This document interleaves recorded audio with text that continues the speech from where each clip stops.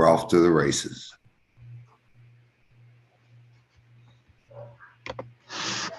Yeah, I like it. We got to start going live Joe Rogan style. He just hits live in the middle of the conversation. Yeah, right. What's up, YouTube?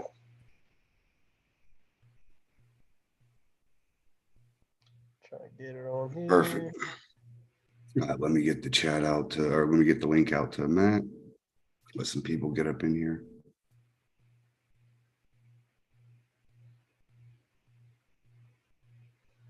We're at 74 subscribers. Massive. We're getting there. We were at 66 the other day. I told you we only need to get to about 350. And we're reaching all of Florida arm wrestlers, maybe 500, and everybody's watching. That's what this is all about. So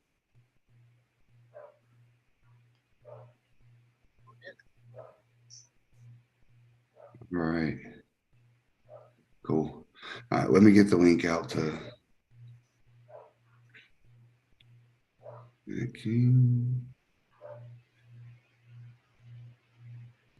Trent. Can you get with Dylan and hook him up to get on here? Yes, sir. He now thinks the link does not work. You guys go ahead and send it to Matt King too. Ah, Matt's in the building. Matt's coming in. He makes it in. Dylan does not know how to use Zoom, apparently. All right. Get out of the Stone Age, Dylan. You're getting one-upped by a caveman.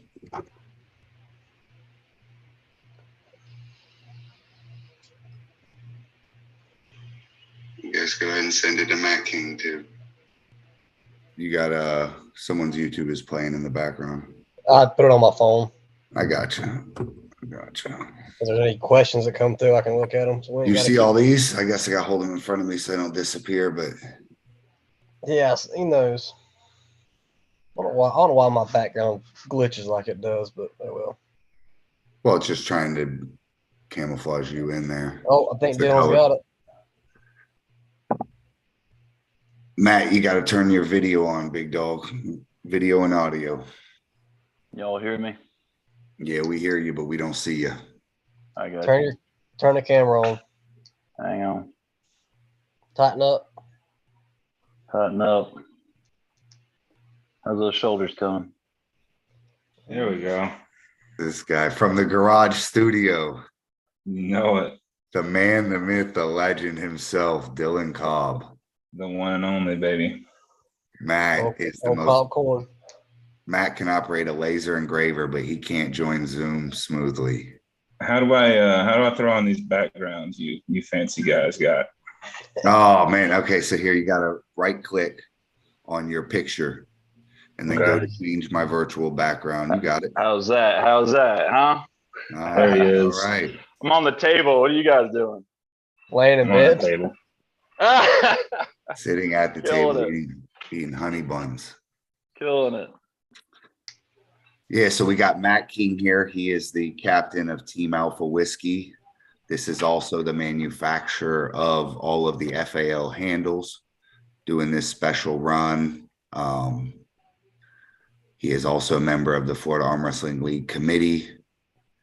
Look at these handsome guys behind Dylan. All right. Oh, it's a great photo. Man, y'all look sharp. I didn't do my makeup. Artem's filming in 5K at this point. Trent looks like Casper, the friendly ghost in that lighting. I know it's fucking horrible lighting, but I don't know how to get back from the screen. Sort of shit. Just click on it. Yeah, just right click on it. Fair enough. No. So what's There been we go. going on with y'all? Y'all getting ready for this February 4th event? Oh yeah. It's going to be absolutely massive. Have either of you guys been to one of the Pro Gear gyms yet? I have not. I have not. That's Y'all never been to one of Sarah's practices? No. No. So the place is pretty sick, dude. It's black, white, and red aesthetics everywhere, splashed paint. Like, it is a Superman's gym for sure. I mean, it's a pretty hardcore setup. This I've is seen the pictures. Yeah, I've seen the pictures of their remodels and stuff, and it looks sick. I mean, So Amazing. where we're going to be at is going to be at his new location where he's got a boxing ring set up. Oh, perfect. Yeah, all this. So we're going to be inside the ring, hopefully. You know, it's going to be incredible, dude. We're going to have the amateur tournament in the morning and the pro tournament in the afternoon. I don't know if you guys been following that. No, that's the best thing I've heard all week. Yeah, Dylan, you still got to be there at 8 a.m. Yeah, well, I said Yeah, we're of gonna be course, there of regardless, course. man. It doesn't matter. Yeah, But we can get through the amateurs quick. well, you know what, guys? I think that every single one of these events because you guys usually help me set up. I think it's all going to be a lot easier because we're going to set up night before.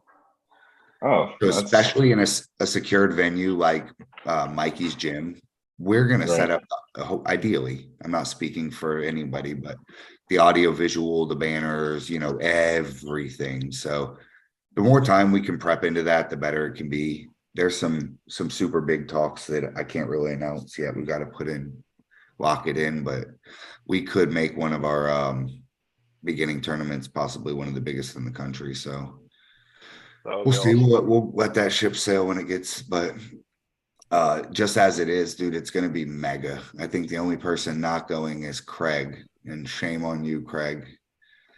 I don't care who you're arm wrestling. He's pulling Brandon Elsesser that day, and it's Craig's birthday. So if he comes on here, we're going to sing him happy birthday and scare him off the show. Absolutely. Fair enough. Absolutely. Yeah, he's got a match with Brandon Elsesser, I guess. I mean, that's a big match. That's a big match. Yeah. It's a shame we ain't got that match down here. I know it. Well, Brandon knows what happens when it comes to Florida. You know. Yeah. We pull out Tugboat and the Swedish Stud. It's a wrap. I'll tell you right now, as Craig feels strong. We just pulled on Saturday. He's feeling good. He gets in that lane. You can't get him out of that lane. Even out of his lane, he's still freaking strong. Yeah, and I think there's enough time after the Craig Touye match that it's not like he's going to say he was still too banged up. What is it, like 90 days after or something, 60 days after? Yeah. So it's cool. It's not like he's pulling him a few weeks out. What's the, is there a weight limit at all on that thing? I think it's 200-pound cap. No, it can't be not. 200-pound cap. That's misinformation. That's That's fake 220. news, Trent Johns. Fake news. No, I'm sorry. Craig was talking about he would go down to 200 later on to pull him to the 198 spot. I think it's 220 cap this time. Yes, so It it's could. a 220 I think it's probably closer to 220. Yeah, I think doesn't Brandon Elsesser usually mess around that weight anyway? Isn't he up around 215 or 220? 220 guy, yeah. Most of the time. So what's happened is Brandon is, because he just won the #1 spot at 198, he wants to drop down to 198. But Chance explained it earlier. Just because he drops down, he's still technically ghost ranked there at 220. So, you know, if Craig were to beat him, and as long as Craig makes 220, he's still eligible for the spot. The 220 spot Brandon used to occupy. Right. So he would just take that spot over, and obviously Brandon maintains his 198 spot. Look at this guy, just forearm 3 inches from the camera. That's my left arm too. Yeah.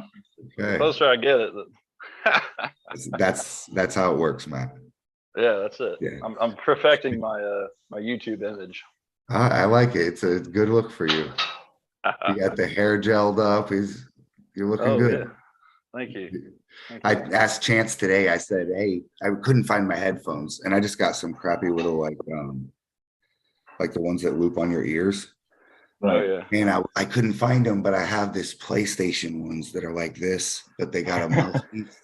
And I asked Chance, I had them ready. I was like, yo, if I wear these to the gym, but I have the little mouthpiece like folded up, I was like, would you make fun of me?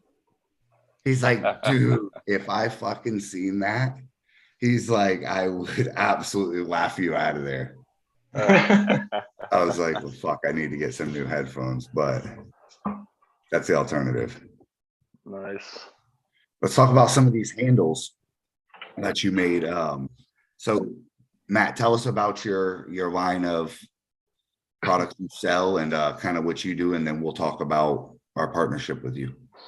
Yeah, so we kind of, as a team, I'd say really wasn't just me at the beginning. Brandon Williams was a big part of it as well. Alpha Whiskey, that is, kind of forming the team, and then we were kind of thinking to ourselves, hey man, we need to get stronger in arm wrestling, to keep training and stuff. So anyway, I kind of already had.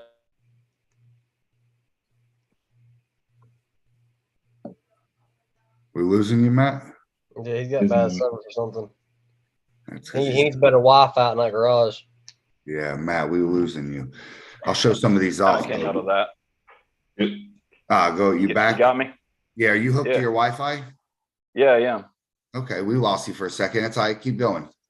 Yeah. So anyway, so yeah, I kind of came out of that relationship, and started making handles. The team started using them, giving me feedback. I designed everything, myself, and built everything myself, and just going off of basically the team's feedback, user feedback, and some out-of-state guys. Chance Shaw was a part of it as well. He gave us some suggestions on how to make some of the handles and what he thought was good, what he liked. So we kind of took it from there, and we've really I think perfected a lot of them. I use them daily, at least in some capacity. A lot of top guys have been using them. I know Chance has been on the table with them quite a bit as well. Austin Wade, he's been training with them out there in North Florida, and it's been going. So yeah, I mean, we're partnered up now with FAL. It's awesome to kind of continue to support arm wrestling throughout the state, and we're got the awesome yellow FAL colors, and we'll keep it going. Yeah. So we are selling. This is to clarify.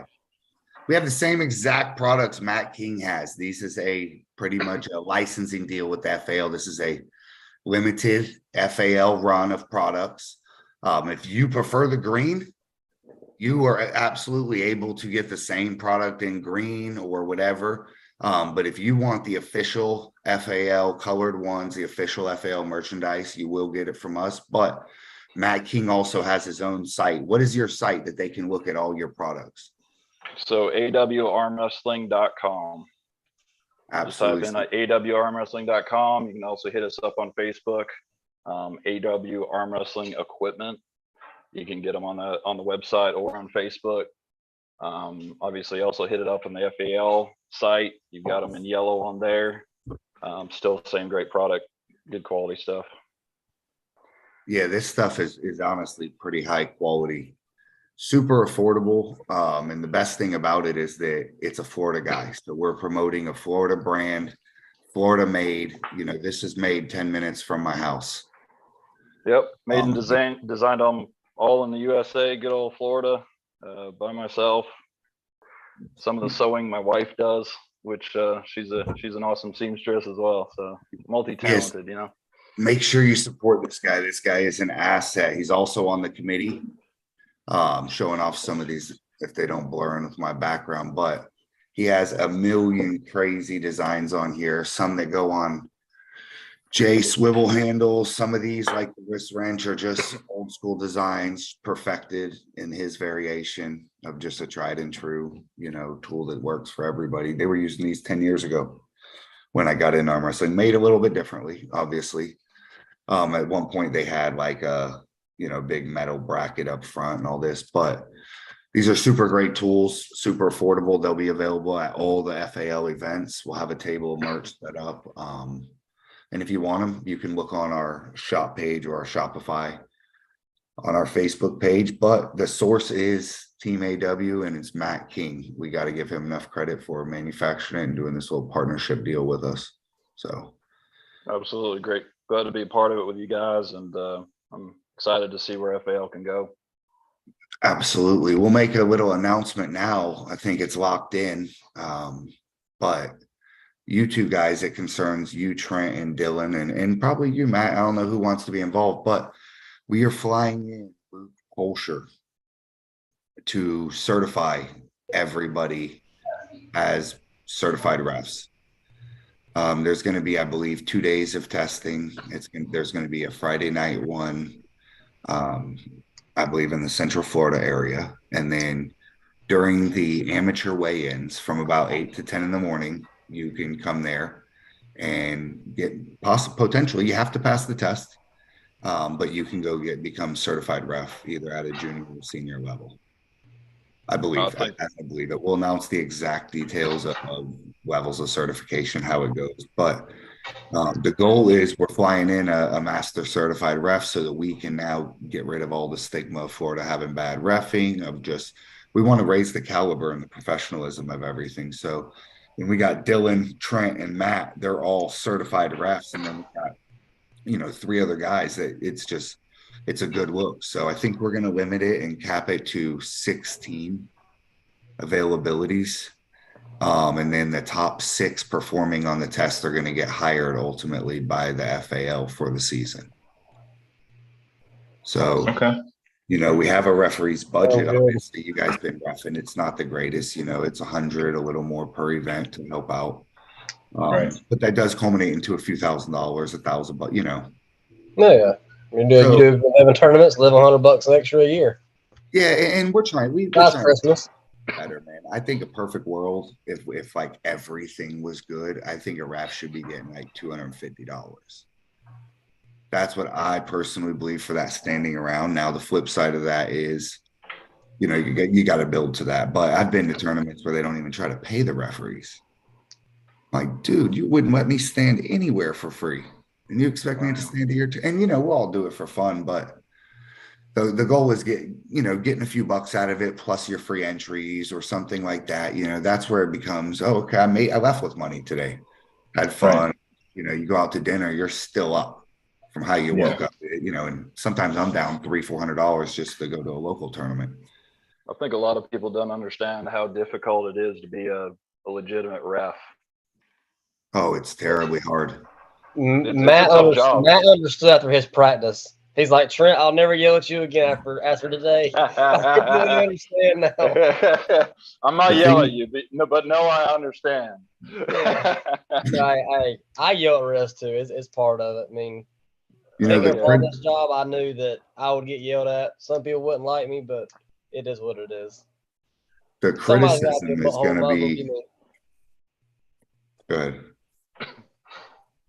I think we're going to be able to take away a lot of criticism just by having everybody certified. Absolutely. And the key is, I hope we go out there and we get 16 guys, and 16 guys are certified, and we can choose from the 6 best. Good we Lord, may go out there. What's that? I said at that point, I think we'd probably have more certified refs than most other states, if not all. Yeah, and the thing is, though, is they're not. So as I've understood, they're not just going to give you the certification. Oh yeah, you got to. You're going to have to pass it. They're going to run, I believe, a written test and a real world scenario and stuff. For sure, absolutely, as they should. Yeah, I don't know. We'll see. I have faith in the Florida reffing, but I think that honestly, we're going to max it out at 16 probably, and as soon as I announce it tomorrow. But the key is to absolutely have everybody certified as a ref. If that doesn't happen, just our head refs will be certified, and we may have to work on our down refs getting, but I think we got enough good guys that it's going to be a breeze. But as I understand it, you only get to take it one time. And we're going to do it either Friday night. You'll have 2 options, as this is all fluid. The plan is, but February 3rd, the night before, and then February 4th during the amateur weigh-ins, while we're getting everything going. Everybody would take their test, and so you'd be able to do your first tournament as a certified ref. Gotcha. And someone like Trent, I know you take your reffing serious. Try my best. Yeah, and that's a big deal, though. When someone wants to talk shit because I did some ugly Kings move, and now we're arguing about the rules, but the reality is you ain't even certified to really interpret the rules, right? You can as a person, but you don't really have nothing to back it up, your credentials, except experience. Well, see, that's like before we started, talking about everybody getting certified. That's why I went and pulled up all the IFA rules and printed it out and read over it. And by their rules, everything you done was completely legal. So that's what I was going by was IFA rules. That's what we talked about in the beginning. We're just gonna go by IFA rules and we're gonna run it. So I came home, printed them out, read through them. That's kind of what I ran that first tournament by was the rules that I read per the IFA. Yeah, well, I'll tell you the one thing about being a certified ref is your judgment does become law to a degree. I've never heard somebody argue with Leonard and tell Leonard, no, you're absolutely wrong on this. Or, you know what I'm saying? And he is wrong on everyone's wrong on certain things, but it's easy to tell the guy that don't know shit down the street, dude, you're an idiot. It's very hard when you have 6 certified refs in the room and they all agree on a call. It's going to be a better look for everything. The only thing people can really hate on us in Florida for is our loose reffing. And I don't even think it's due to us not having good refs. It's the fact that we like that. I think we all prefer the looser tournaments. Everyone might think they don't.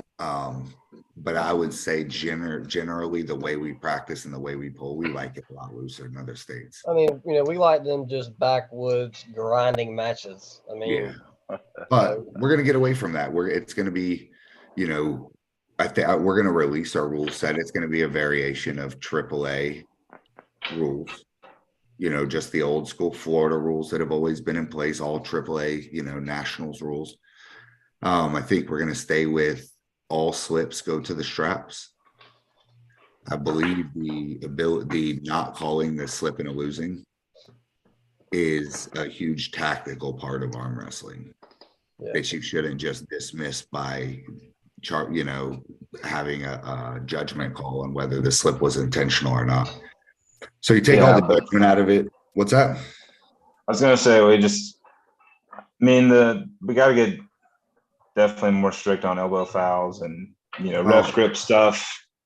I mean, just as far as competing on like national levels, world levels, I mean, just any slight movement is a foul. And, I'd say, 75% of Florida guys aren't ready for that kind of stuff, Well, I'll tell you one thing I learned from Travis is they will be ready after you give them that first foul. And if he ain't ready, exactly right. When he takes that first loss, he will then totally change. The one thing is this, man, this is where the control is, in my opinion, in the refereeing. Ready, you shut their hands, right? They're in the ref script, you shut them.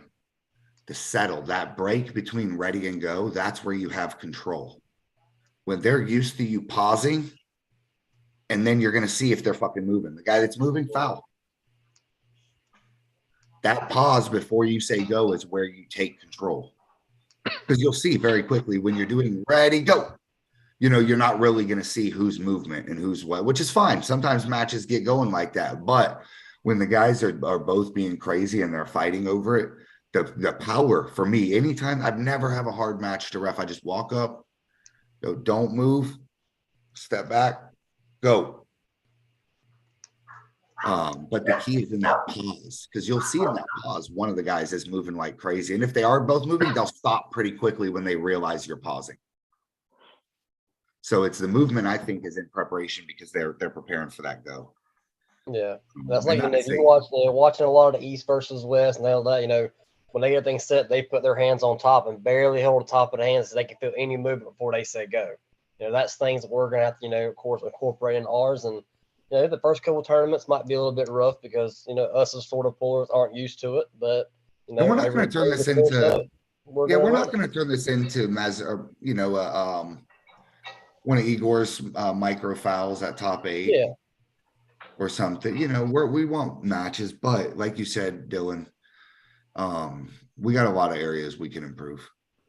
Our wrestling is top notch. The competition's top notch. Our production is top notch. Everything's going to be top notch, but our reffing and our strictness will definitely improve. That's going to be our area where I think people are going to see the most improvement. And how can it not, dude? If we're getting everybody, certified refs, there's no way that does anything but enhance the quality of the tournaments, the quality of the reffing. Yeah, it advances the quality of the event. I mean, you know, if you got top level guys losing to top level guys to a certified ref, I mean, that solidifies rankings. I mean, it's important. Very important. Yeah, I agree. I think it's a big deal. It's going to be a cool thing. We're going to put out a little graphic tomorrow or next day, but 16 spots is what we're limited to. And we're going to have 2 different chances. So if you're in the Central Florida area, you'll be able to do it the night before. If you want to come do it, and do it the morning of. Anybody that contacts me, depending who's interested, we will have space available. It's going to fill up fast, but everybody that's interested that sees this now, go ahead and message. But if you see it tomorrow too, or get this later, message me. We want to get as many guys certified as we can. All right. So I know Ash and I we're gonna try to drive down Friday after work, but I don't know what time I'll be there. So it'll probably be Saturday morning, depending on what time he gets there and all that stuff. But I'm gonna drive down Friday after work and go ahead and get a room and all that stuff. So yeah, and that's why we're doing it. We're why we're doing 2 of them ideally. I mean, Chance initially wanted to do it at his house, but I want to have it at the event where I know that people aren't having to travel twice. That's the whole point of us doing the triple weigh-in and all the other things. So it'll be a good look, man. It's going to take it to the next level. And there's just a million other things. Our display is going to look a lot better. We have sponsors set, we're going to now have our sponsor banners in the back, as well as all our FAL stuff. The jerseys are going to be mandatory, so it's going to look good. You see all that merch in there, Dylan? Yeah, man, looking good. What do you think? Yeah, man, I'm very interested in trying Matt's handles. I got in the game a little before him, so I got the Mazarenko stuff, and it's not very good. I would say Matt's looks much better and probably holds up better. I mean, you can see this one is all chipped up, and so yeah. If you haven't got an FAL shirt at this point, I mean, you're sleeping. I mean, what are you doing?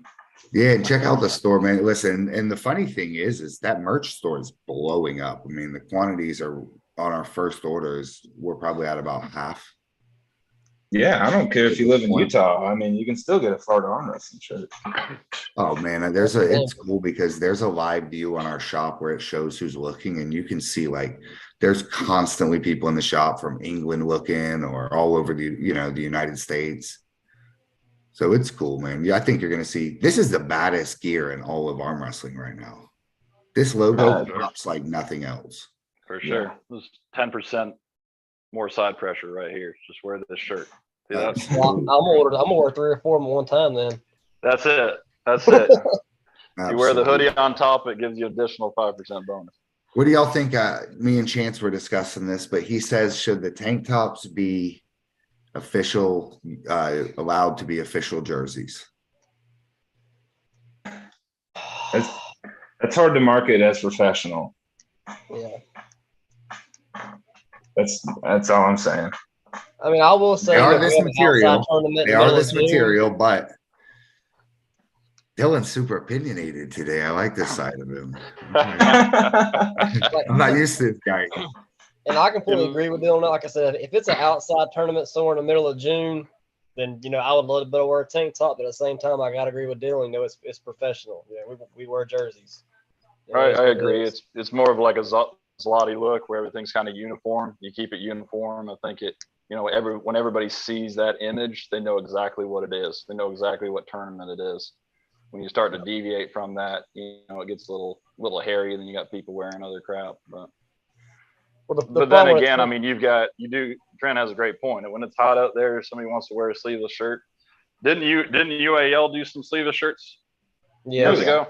They had some incredible jerseys, man. I got a couple of them. They were super dope. That was some of the cool. Actually, that's what weren't they? Yeah, they were sleeveless. You had to have one to look cool. Back then, you had to have the sleeveless jersey, or you were nobody. Right, the hand says you have NFL players that wear super short sleeves. Yes, that is true. I don't know how I feel about it. So the jersey is the tank tops are so awesome that I don't think having these meatheads, I don't think having Chad Silvers in a tank compared to a regular shirt is less marketable. We're already selling muscles and masculinity. However, the mismatching uniforms is more of the factor that I think. Like if everybody's in tank tops, I'm okay. It's okay, but I don't know. Me and Chance, this is why we have the committee. All you guys are on it. I like. What were you gonna say, Matt? I said the thing is, it's out there, and that's a very difficult thing to enforce. I mean, people are going to be buying the sleeveless tanks. They're going to be buying the hoodies. That's incredibly easy to enforce. You just say no, sir. You gotta wear. You gotta buy a jersey. Here you go. Well, here's the thing, we'll guys. have them for sale at the events, right? Jerseys. Yes, this is important. If you cannot afford a shirt or a jersey, save your money. You have 60 days to buy a $25 shirt.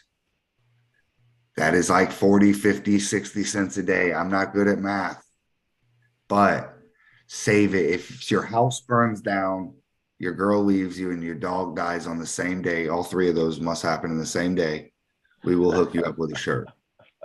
So it's not a ploy to sell shirts. It's a ploy to sell sponsorship in the future. So everybody does have to have the jerseys. This is important for the amateur and pro. We have a couple alternatives. Are either you guys, y'all both have the jersey on? Yeah. Well, you can look on the site. There is a replica. Pre-order right here. Yes, that's the pre-order right there. These are the jerseys. They're going to have writing all over the sleeves, the ribs. These are the real deal. Dylan, look at that mail model right there. Calvin Klein ain't got nothing on us. So back to the tank top idea. We could do a like event special where everybody wears tank tops. Like on the beach. I'm thinking like Michael Todd. There's a great idea. Battle at the beach. Everybody wears tank tops. That's a possibility. Have you ever seen Michael Todd versus Neil Pickup on the beach in like Tahiti or something? No. It's a legendary match. You need to watch it. Yeah, I know the one you're talking about. Yeah, but it's on the beach, and it might be an old UAL tournament. I can't remember. Trent's been working hard on his shoulders. He's got to show them up at least once a year. This thing.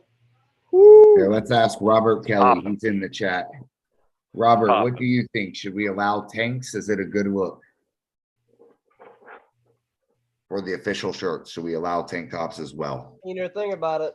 This is on my opinion, and we can talk about it later on. But for the first year, let's just be strict about the jerseys, and then the next year, if we want to add on tank tops and or just like half sleeve cutoffs, whatever, we can always do it for next year. But this year, since it's our first year and we're getting started, we want everybody to be, as a whole, let's just, make the jerseys a thing and run it like that and see what happens. It'd be nice if Chance Shaw was on here. Tell Chance, someone message Chance, tell him we're live.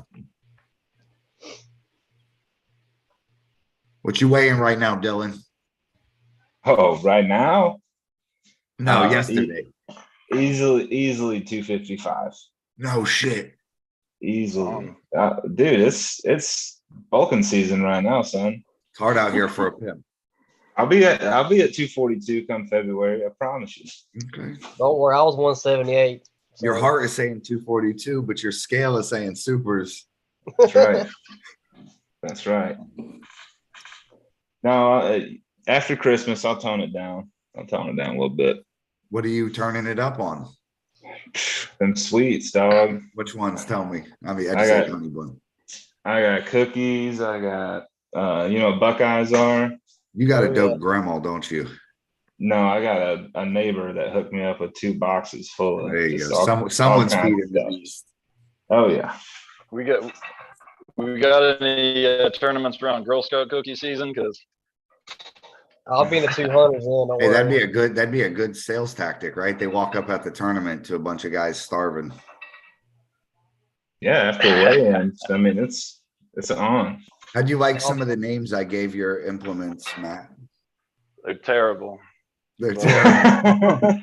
We'll Sounds about right. improve as I asked we one go time, along. I said, give me the name of these tools. He didn't give it to me. I knew literally missed it. sent you the names, and you just chose. You not sent me to the use name them. of one or two. I know. Oh my god. Yeah, those are the ones you don't have yet, but there's more coming too. He's just New making designs. shit Nah, no, you Your made stuff up credibility on the is shot. website. Your stuff is made up on the website.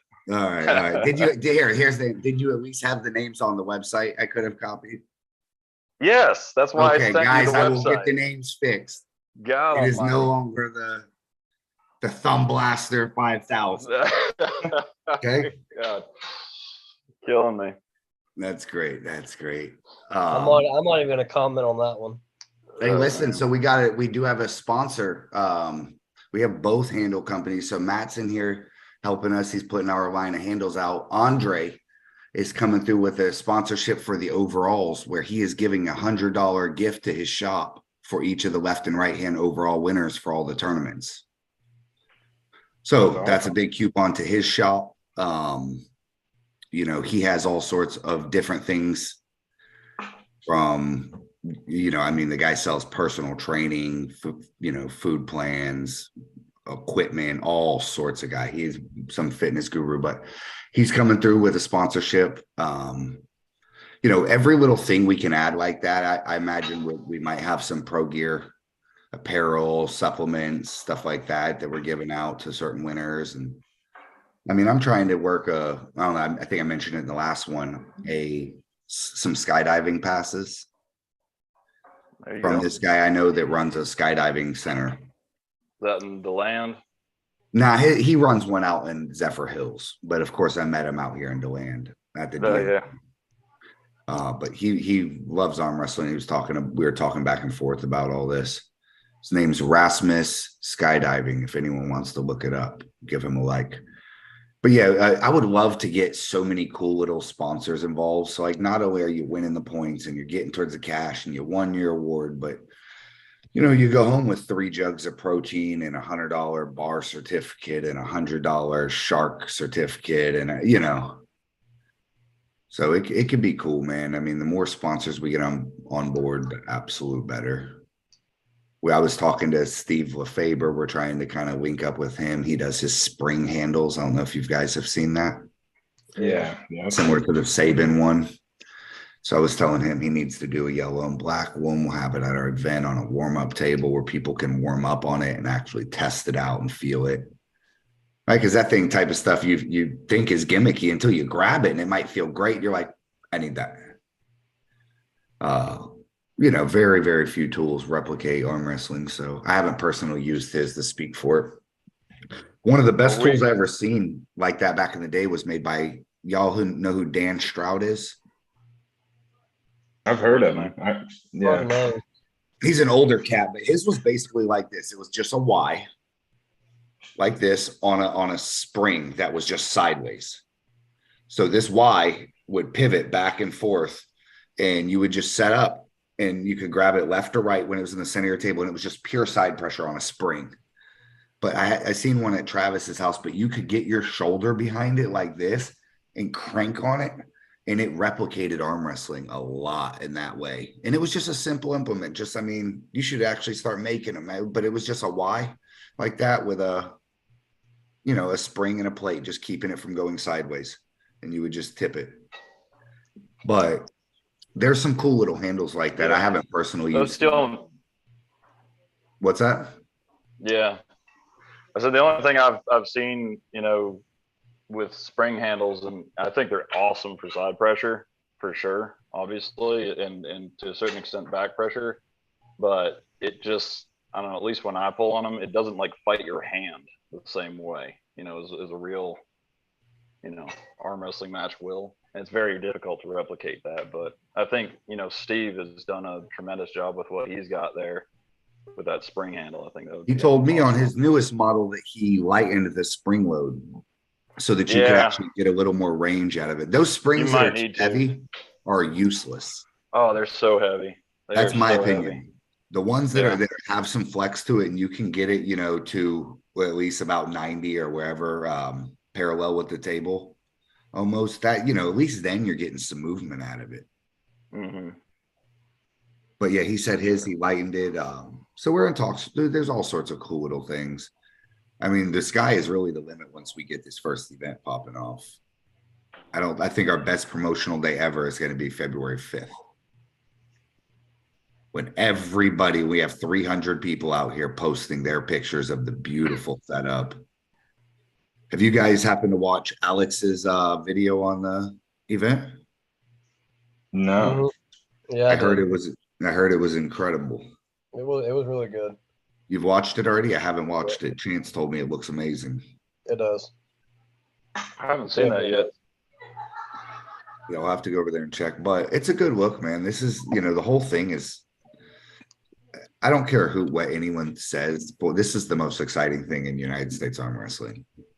If you're not from here, you're absolutely jealous. Like, I feel bad for Mike Bedwell. He just moved away right as it got good, right? Right as it got good. Well, it's good over there in Texas too. It is. I would love to have a Texas versus Florida event. You've been hearing about it, huh? I would love to have that. Yes. Texas versus TAL versus FAL. Bring them over. They keep I don't know what ignoring us. 170 They're guys scared. got, but you better bring all of them. Come to the beach. They are scared. I know 3 guys from Central Florida that would beat everybody in Texas. In Central Florida. In Central Florida. Yeah. Not even the surrounding areas. Don't even need to drive outside 40 minutes from my door. And I can find enough guys to defeat the whole state of Texas. That's it. Spread the word. That's it. I'll bring Chance Shaw, Chris Chandler. There it is. Um, That Daniel Worley on the left hand. Nah, he's too far. I'll bring you, Matt.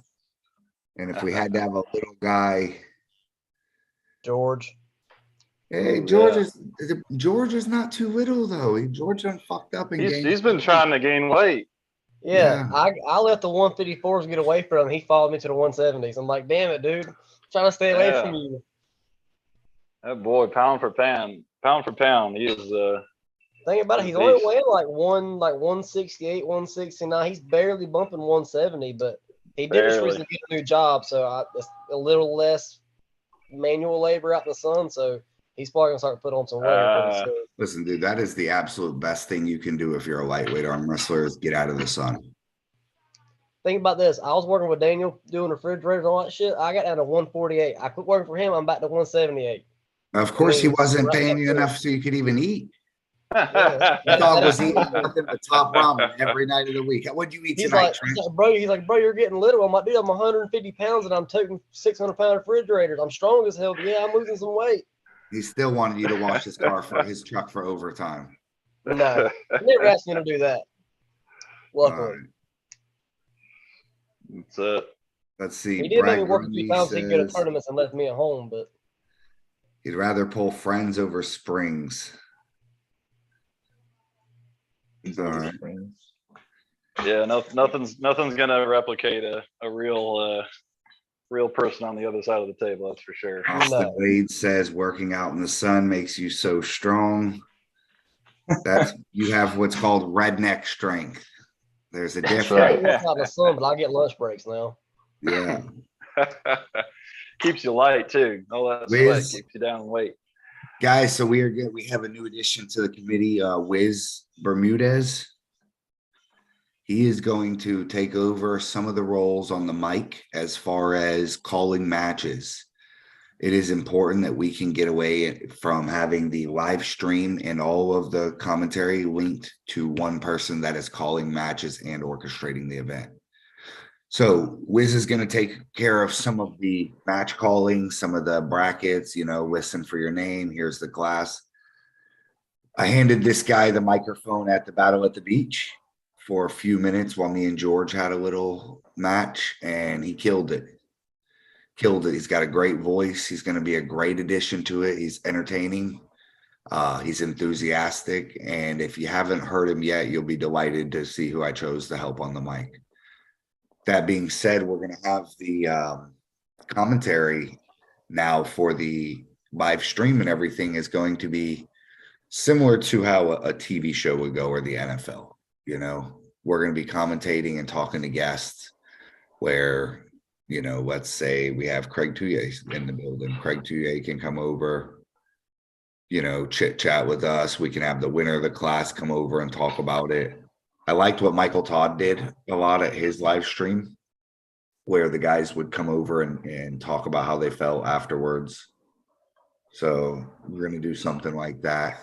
We're going to keep it like Joe Rogan, though. If you lose, you will not get to come over. We will not interview you. I don't want to hear about how you got robbed. I was injured. That's it. We got Aussie Arm Wrestler in the chat. What's up, man? Who we got in here? Aussie Arm Wrestler. Aussie Arm Wrestling. Yes. That guy has, that's the Ready Bang. yes, Ready this is the Bang. Greatest motto ever for arm wrestling. Yes, you need to come commentate our events. You have the greatest voice in arm wrestling. I love it. He can make, dude, he can make two ants fighting seem interesting.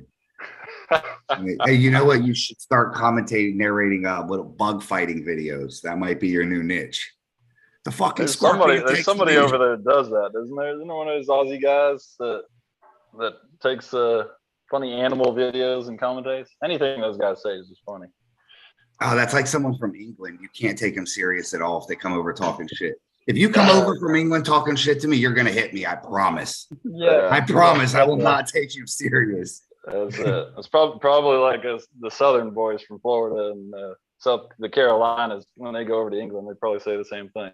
That's like in Palaka. When they speak, it has to come with a caption below. Here we go. Here we They hand go. you a card with what he was saying on there. Yep.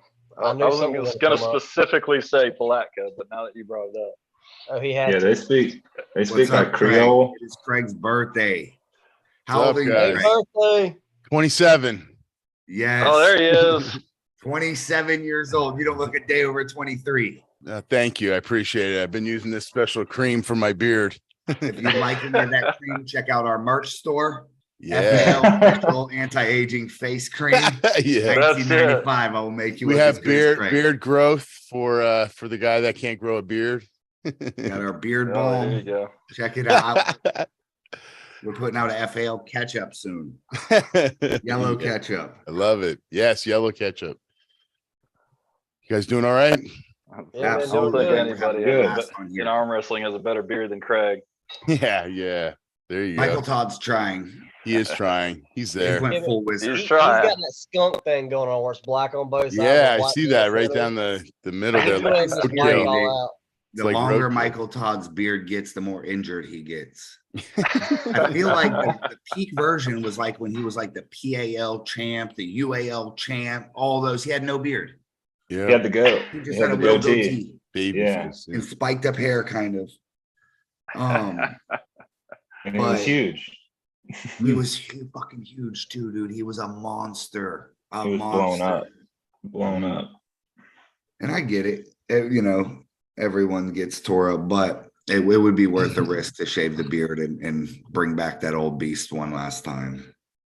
So what do you guys think of the maybe you guys were talking about it earlier, but just what's his name? Adam and Justin Tacos. Justin? What's your Yeah. name? Do it. Do it. Say his name. Justin Sakis? Oh, Butcher it. What is it? Takis. I Takis.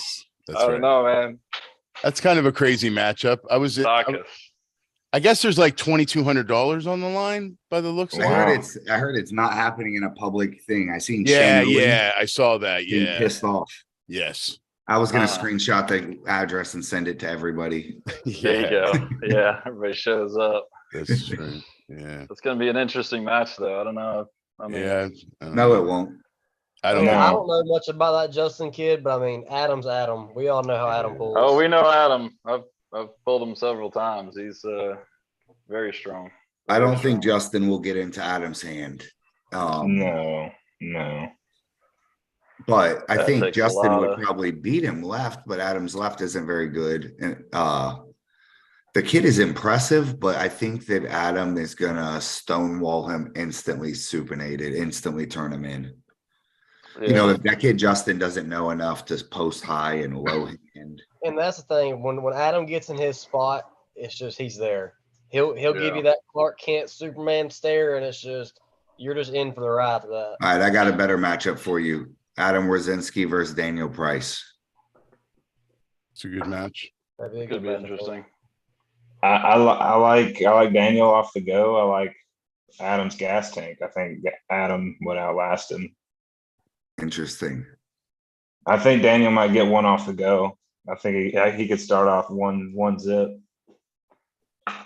And I don't know if y'all have ever watched Adam's workouts, but I've seen some of his TikTok and some of his videos. He's got some of the most unorthodox workouts. Like you would never think that he gets the strength that he gets from the workouts that he does. Like you would never put two and two together. Wasn't he moving like logs in the woods or something like that? Yeah, it's like laws. He did buy a thing from Arm Assassin, like a pull up bar in his garage, but like he does some somewhat basic workouts. But yes, a lot of just like South Carolina workouts, like moving logs and grabbing random shit in his yard and just moving it. Yeah. I think he does have a gym though. I seem to remember seeing a gym at one point. Yeah, he has a gym and he does a lot of football kind of core kind of exercise. He really he'll do stuff like he'll have someone hit him with like in the stomach with sticks and shit while he's in a weird position. Like he does a lot of like twisting core type of movements. Daniel Price is at number 5, left at 242. So Adam's really like a 205-pound guy. Like, so Daniel would have to be the thing about we're judging Daniel on the version of Daniel being 230, 235, 242 pulling in that class versus 220. So, I mean, I like Daniel when he's big, of course, because you're seeing him really, progress. But Greg, it just depends who's weighing you in, brother. Yeah, that's true. Yeah, that's it. I've seen some old events in Florida where you. But it'll be Chance Shaw will be in charge of that, so we know that won't be over an ounce. Dude, you guys will not get 1 pound, 1 ounce, no nothing with Chance. I promise. This guy is a stickler. Like you run around the block. Yes. Dude, he made that kid go to the sauna. I couldn't believe it. Man, that guy looked like he was. I don't want no one to die at my tournament. I feel about any weight, guys. If I give it to you, he will make you. He will not count it. So I feel like fatter guys. I feel fatter guys want to make people cut weight. Of course, that's some fucking. It's like a torture thing for them. Of course. Pissed that the guy's all skinny and has abs. So he's like, you want abs? You're really gonna have abs. It's fun. What were you saying, stuff. It ain't fun. Well, damn, your cutting weight was just working for Worley. Is cutting weight. He said he was down to 140 pounds working for Daniel Worley. When I pulled Brian in Orlando, I was 100. I weighed in on your scale fully clothed at 148.6. On whose scale? On your scale. Yeah, you can't trust that scale. Well, whatever it was. I'm just going to let you know, you can't trust that one. That was probably my personal scale. That's 20 pounds in the difference. I weighed like 160. I'm like, oh, shit, here we go. That's awesome. I seen Brian, dude, fully loaded, 176, 180 pounds before. I've seen him here's a funny story. We all went to Atlantic City, New Jersey at the Trump Taj Mahal. And it was a WAL first season qualifier. Then we did like 4 or 5. There was like Chicago, Atlantic City, Philadelphia. There was a couple. But we were able to make it out to the Atlantic City one. And there was a moment where Alan Fisher and Brian Matillo were the first match. You had Alan Fisher had his back to the table. Brian Matillo had his back to the table. Brian was so jacked from 50 feet away, you couldn't tell the humans apart. They were both all shaky and shit, getting all nervous before the tables, turned around like facing each other. It was like you were mirroring their videos. Looked like father and son up there. It did. It looked exactly like father and son. I wish I had filmed it because when Brian got down, all I could do was tell him about it. But I was like, dude, this was so fucking epic. I was like, you look like Fisher Jr. I don't know if I want to arm wrestle 180-pound Brian. Dude's a Dude, we were beast at doing 160. we were doing concrete and stone work back then. We had made a commitment that even if we don't make a bunch of money, our hands will be rock solid. That's for And sure. after 6 months of doing it, I asked him, I said, well, we're still broke. Are your hands fucking rock solid? He said, hell no. I said, mine neither. Let me quit that job. that's how that career went. I said, fuck this. So yeah, if we would have got better games, we might still be working for the bomb shelter. That's like Matt. That's like Matt Baez. That's why he's so damn strong. All he does is dig damn trenches and lay pavers all day, every day. Dude's hand is solid. He's honestly, out of all the Florida pullers, hand wise, he's probably got one of the hardest, just strongest hands in the 170 class. Gripping up with him. I mean, you're like, yeah, I can't even up with this dude's hand. You better go right through his arm. Like, he's got a strong ass hand. That's like Austin's hand. Austin's hand is freakish for how big he is. Let's not talk about Austin's hand. I just gripped up with him Sunday, and it's like grabbing a freaking catcher's mitt. Yeah. Austin's It's ridiculous. stupid. And he cheats so much with that hand that it's fucking unstoppable, huh? What? Unstoppable. How dare you cheat with that advantage, young man? Whatever. How dare you? My referees are in agreement. Simmer it down. Actually, Austin's one of the easiest people to ref. He just puts Oh his my hand on God. and says go. I'm just playing Austin. We should have no one go to Engen's Florida qualifier and just crash the Washington qualifier. What is this Florida qualifier you're talking about, Brad Grundy? You ain't seen it yet on Facebook? Engen posted, Chance Shaw and Artem Ternenko are the guys to contact for the Southeast, I guess, for the qualifier. He's doing an East versus West qualifier all throughout the United States. So each district is going to have their own qualifier. Well, I trust me. I hear about everything. I think they have jumped the gun with that announcement. And I want to say that the Southeast one's sometime in like May, like right around our tournament too. If his dates were right. I mean, it was some random post. I don't know how accurate his dates are, but. Well, here's the thing. I got a ton of inside information on it, but I don't want to speak out of turn on something that's not a sealed deal or nothing. But how cool would it be to have the FAL inaugural tournament, East versus West qualifier? That would be pretty cool. Sick. That would be cool, but we'll have to see. I see what you guys are talking about. I think it was like so I've been in talks with them about it. Post. Yeah, I've been in talks with all of them about this. There's a lot of wheels to grease when it comes to stuff like this and overlapping promotions and stuff. But the problem I find in arm wrestling promotion is that everybody is extremely territorial.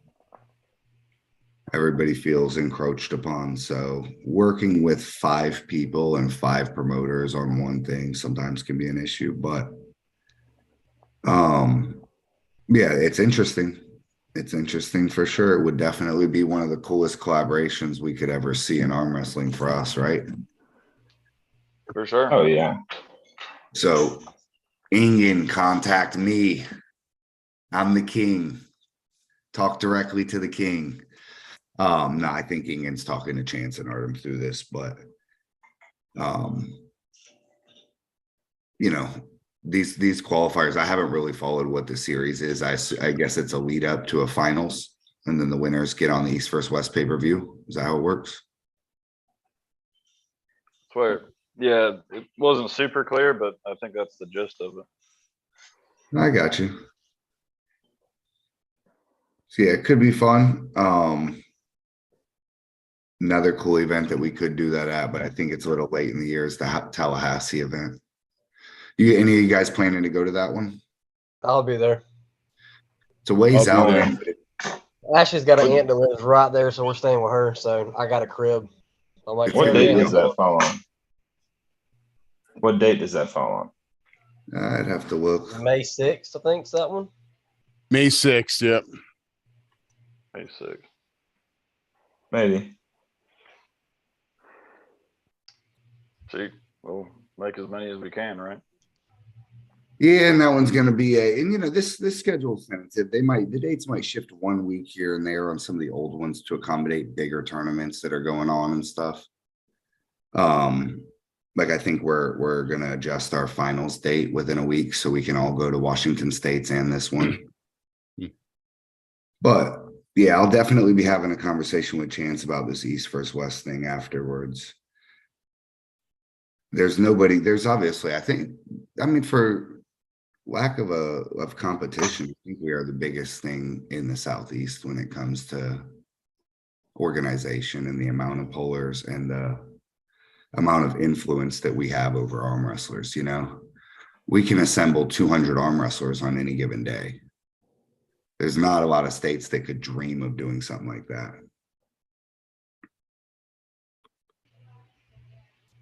Yeah, absolutely. I think, I mean, quantity wise, I mean, do any other states have as many tournaments as what we're running? No. No. And this is going to be, it's not even close, is it? Yeah, this is going to be the heaviest schedule any state has ever seen in the United States ever. Most of the ones I've seen, 4 to 5, maybe 6 tournaments a year. Yeah.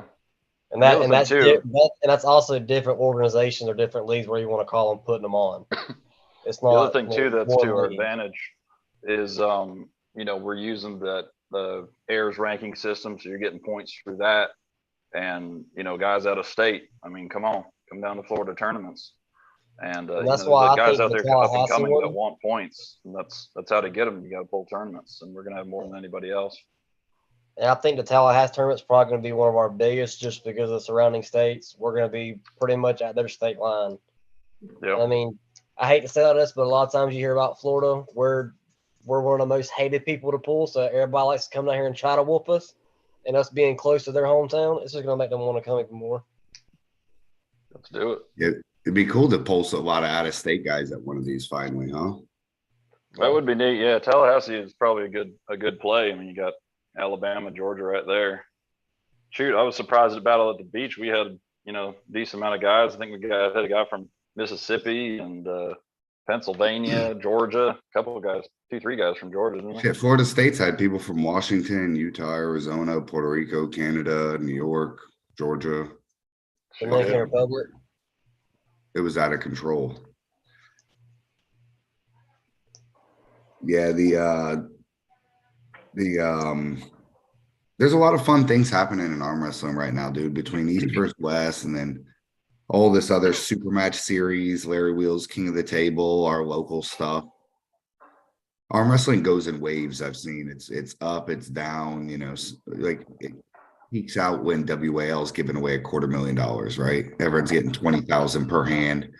And then you see when WL dies for a while, it's kind of at a low point. Now we're back on a uphill, so I don't know if WL will ever come back, honestly. I mean, you don't hear nothing about it anymore. Yeah, I don't know.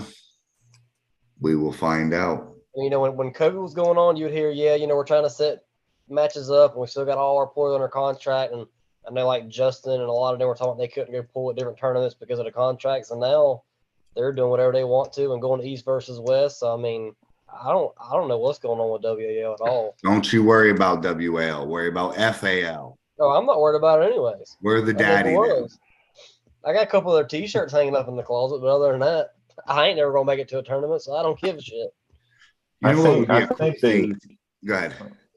I was gonna say I think they give I think they're kind of involved with Larry Wheels' deal, the King of the Tables. I think they're somewhere involved in that. Okay. WAL still. I can see that. I see on some of their banners. Sponsorship. Yeah. Right. What if we enact a bounty on Florida?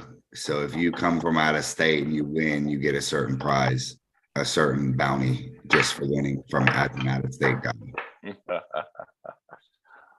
Well, Matt could mass produce those Florida symbols, and then if you come down, you beat a ranked Florida puller, you get to take a piece of Florida home with you.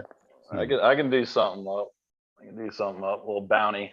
Todd King used to have a phrase. Y'all don't even know who Todd King is anymore, but he used to be a voice in arm wrestling in Florida, and he used to have a term called taking your soul. So if you could beat him right and left hand, you had his soul.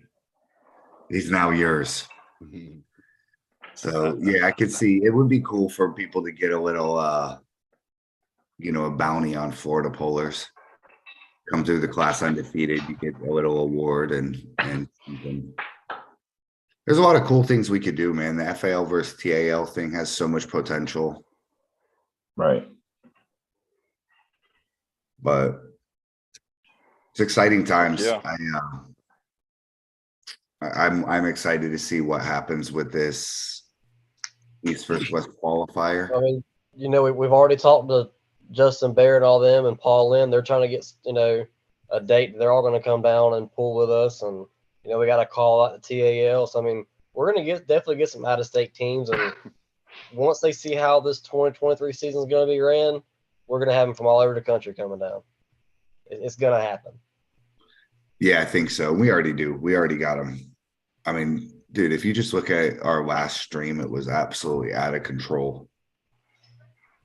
Absolutely out of control. The amount of people that seen that and messaged me the next day, like, dude, this was off the hook. Sharing the videos. Every video they shared, it looked like we were in the middle of Russia or Poland or something. Garage Rider just said all fun and games till Dustin Hyatt shows up and rips through the 176 arms off. I said, don't put that on us. No. He's gonna come take Brandon's arm. I will send him back on a stretcher. You ain't 176. I'm down here hunting for my arm. I will whoop him. The kid is too young. I'm not going to say his name no more because I feel as though I'm picking on him now.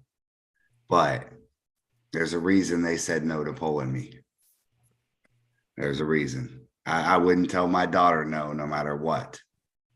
It's a guaranteed win. You believe this? I asked Chance, could I beat him and some other kid? He told me for sure can't beat the 140 kid. And 90% can't beat the Dustin Hyatt kid. It was Dustin Hyatt and Dylan Burns. All right. I don't know. I know Dylan Burns is a popular puller. He's out west somewhere, right?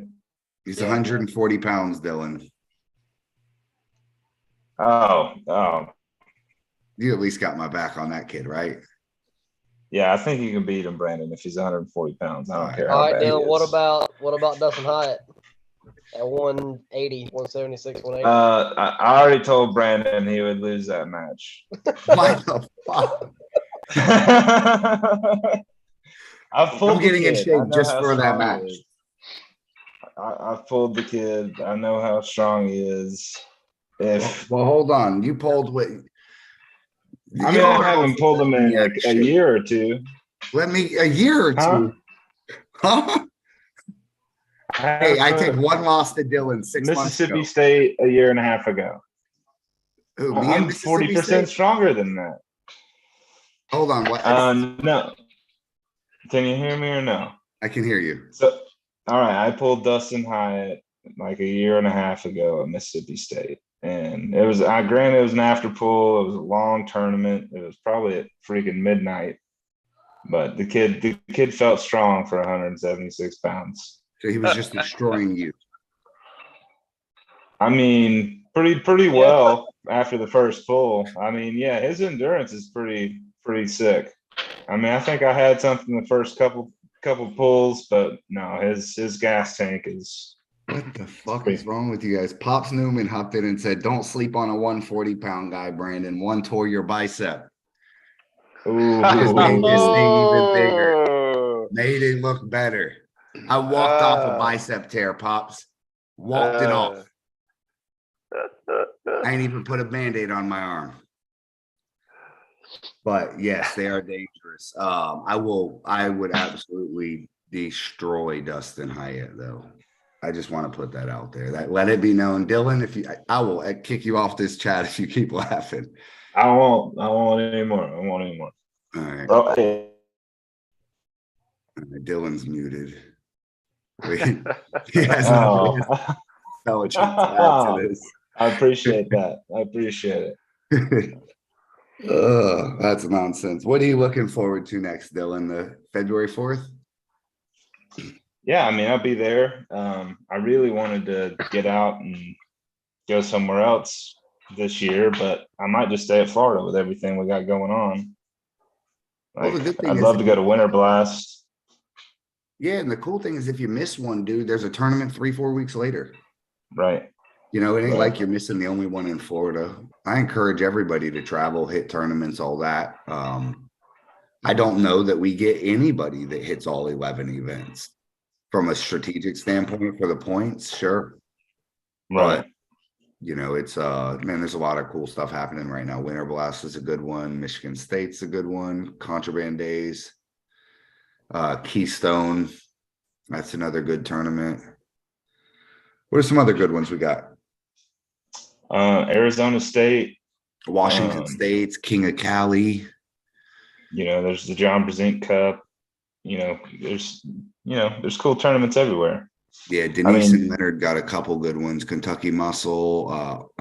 Is the Arnold Classic back? It's back, and then Nationals is in Texas this year. Nice. That's one of my goals. I want to win the Arnold Classic. I think you have to do a qualifier.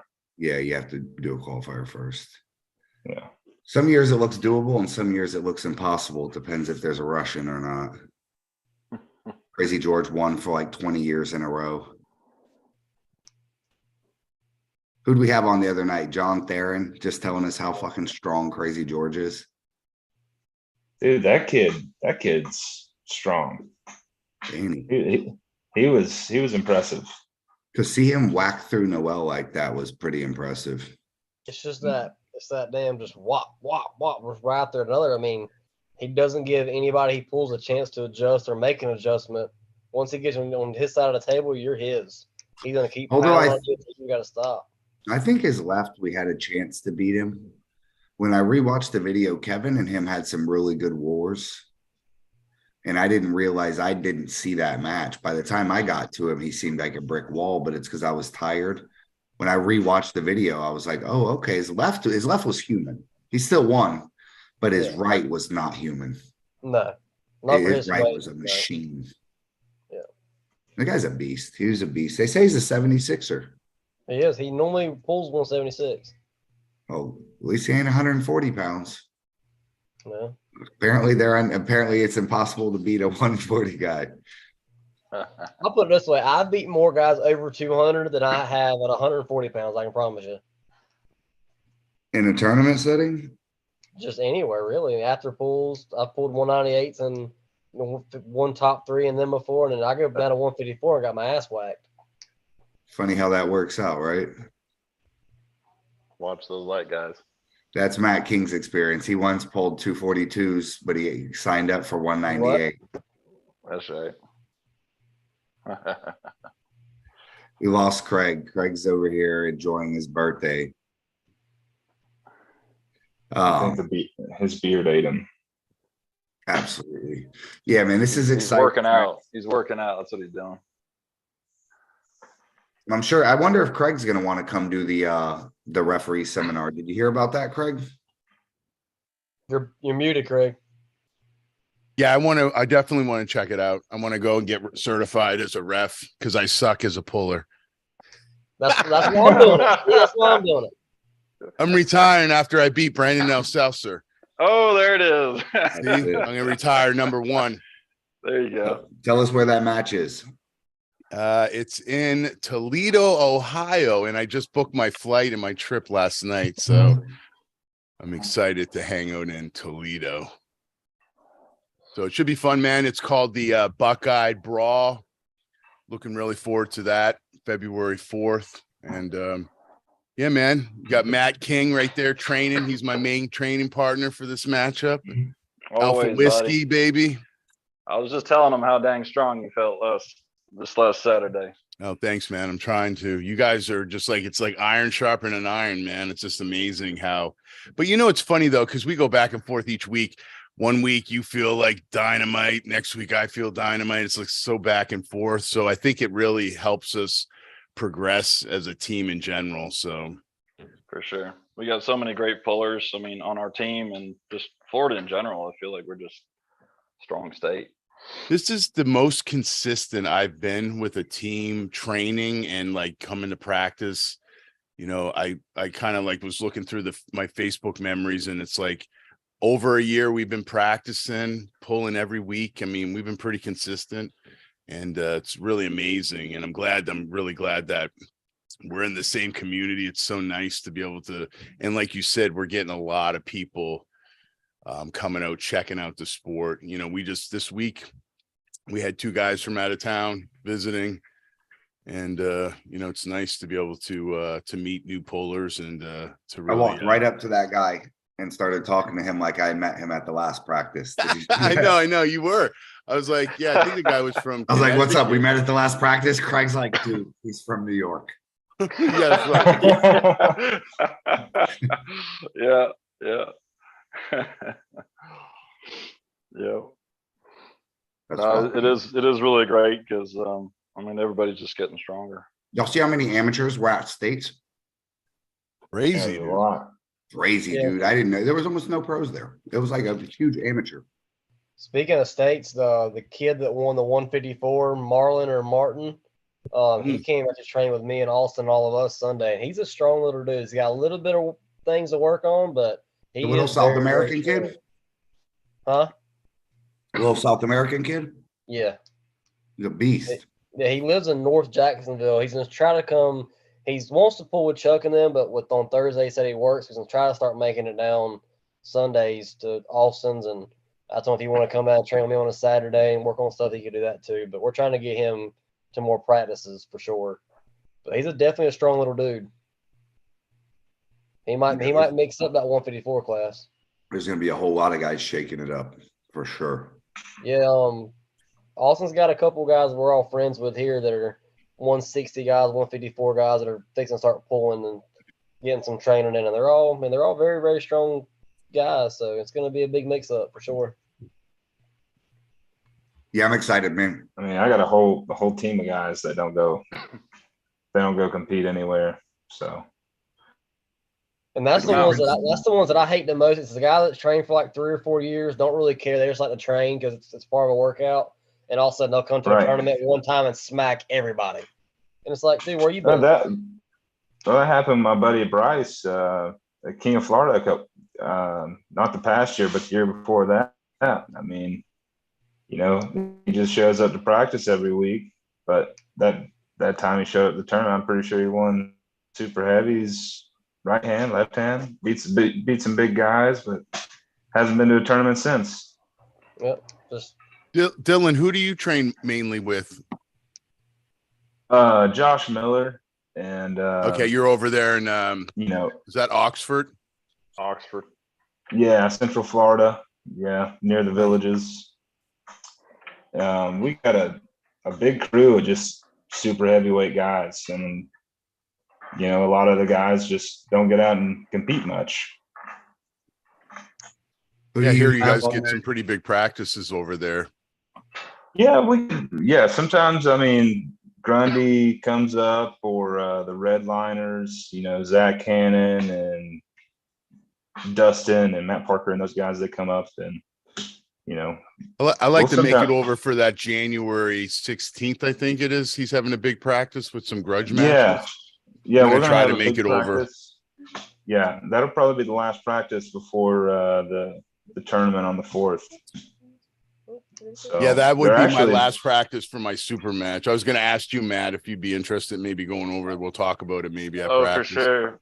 Yeah, I think several from the team have been talking about that. So I think you'll see a decent size Alpha Whiskey presence over there. Be great to pull you guys. How's Brandon Williams' left hand doing? Is he recovering? Is he back yet? He's still complaining. Every time I see him, he's bitching about something. Every time I see him, still complaining. He's getting back into it. I mean, we both had injuries right around the same time, and I think the both of us are kind of feeling better, and he feels strong.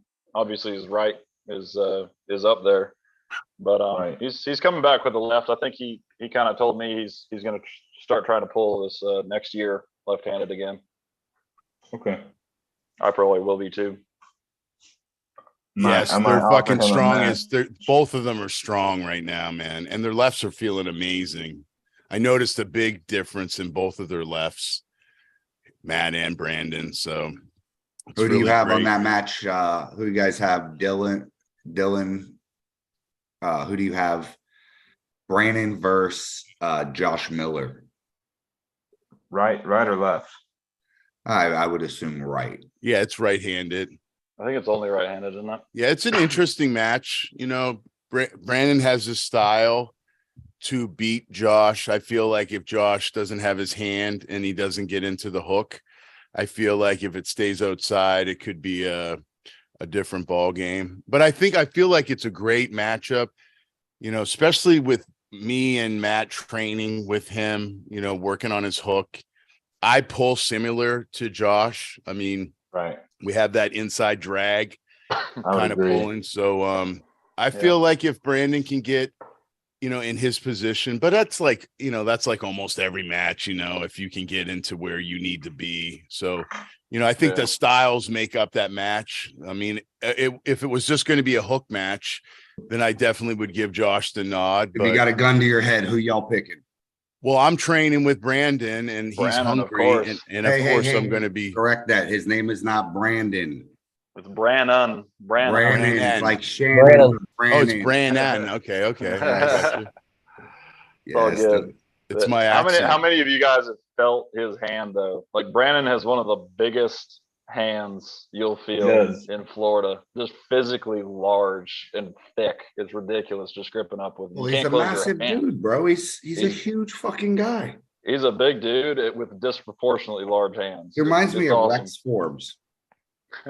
Yes. You know him? Yeah, dude. That's what he reminds me of. Big old powerlifting motherfucker. Yeah. Mm-hmm. I am gonna go out there. I love Brandon, but I'm gonna go with Josh Miller. I think that Josh is stronger, and I don't think either of them are technical enough that the strength won't matter so much. I think it's just going to be a strength battle, and Josh, I think, wins that. However, I think it's a great matchup and either could win, but I haven't trained with Josh Miller in a while, but I've seen what he can do sometimes in his sweet spot inside. And he has spots that are unmovable almost. He has so much girth and so much shoulder thickness that and if you don't break him, you won't back him up. That's what I'm trying to get. Let me see. That thickness. Let me see. The shoulder. You're gonna get that from shoulder raises. Got to be over 200. I tore apart a drumstick at wing night Monday. Thicker than that thing. Keep working. Drumstick. Don't feel bad. You could look like this. That's right. Jack Were you wearing a small so you look bigger? He's got all the sizes. Don't go there, kid. Come on. Fence gonna show up with a jersey. Before the live feed, you told me that your shirt shrank, so don't try me like that. Paulo Costa. Yeah. Looking great. Okay. You need a better camera. You're looking small on my end. Okay. Well, I usually take my pics with a zoom lens. Hey, listen, guys, I gotta pop off. Yeah, me too, man. I gotta get up at 3:30. Yeah. Great checking. Yeah. All right, guys. We're all leaving. Yeah, exactly. All y'all are getting beat. Show's over. Yeah. Show's over. Yep. She's disconnecting the As soon as I Wi-Fi. walk out this door. Go ahead. She's cutting the router. Y'all fellas enjoy yourself. All right, man. Have a good night. Merry Christmas. Absolutely. See you guys. Merry Happy Christmas. Birthday, Craig. Yeah, happy birthday, Craig. Get your balls out of the vice. Tighten up, Matt. And then there's two. That's it. They're soft, son. They're soft. Yeah, man. It's gonna be fun. You have to pass and be the best referee at that certification thing. Because here's how it's gonna go. We're just gonna hire the six that are the very best. Mm-hmm. So if 5 qualify at one level and 1 at the other, that's what it's going to be. And I'm sure you're going to be up there with the very best. You're one of the most serious guys, but it's critical that these guys show up, come out and take this because, getting everybody certified, dude, it's a huge leg up for us. Yeah, I mean, like you said, especially, we need a good 6 to 8 guys because, when I first started reffing, I was 176. David and Ford were 154, so it worked itself out.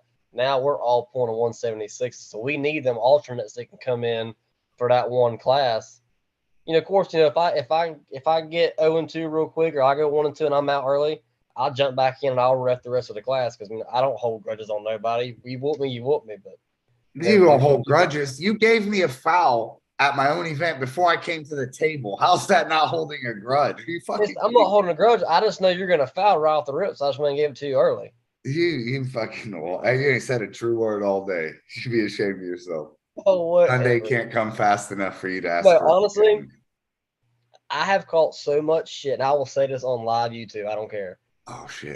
They always say that I favor you because it's your tournaments and we're friends. You don't ever foul Brandon. I'm like, I foul Brandon all the time. I have fouled Artem, Brandon, Daniel Worley, and he's the one that got me into this sport. I have fouled Austin. I have fouled everybody. But for some reason, if I don't foul you, if you don't foul me out, every match, if you don't foul me out, get mad. So guys, I don't like fouling people. I want to watch a match. I want to watch it grind. But we're going legit. I'm gonna foul everybody, whether like it or not. Oh my God, you've heard it all. We're asking for favoritism now. Hey, you accepted the bribe. You're like that UFC judge that's under investigation right now. Hey. You accepted the bribe.